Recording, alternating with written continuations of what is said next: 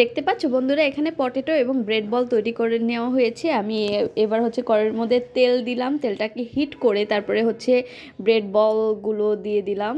And এটার ভিতরে অনেক মশলা, চিলি আছে, হচ্ছে কোরিয়ান্ডার লিভস আছে, পরে বিভিন্ন মশলা দিয়ে আমি সুন্দর করে অ্যামেজিং করে বল বল ক্রিয়েট করে নিয়েছি।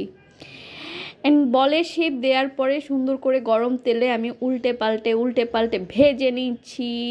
অ্যান্ড এত ইয়ামি লাগে, বিশ্বাস করবা না বন্ধুরা, তোমরা যদি এটা খাও তোমরা জাস্ট পাগল হয়ে যাবা, পাগল হয়ে মরেই যাবা। না না না না না, আমি সেই মরার কথা বলতেছি না, মানে খুশিতে, মজায়, টেস্টে তারপরে হচ্ছে অনেক বেশি খুশি হয়ে যাবা। ইয়াম ইয়াম, অনেক ইয়াম। তারপরে আমি সুন্দর করে টিস্যুতে নিয়ে নিচ্ছি, বুঝছো? আর ওই যে তেলগুলো না, এক্সেস তেলগুলা নিচে টিস্যু খেয়ে ফেলবে।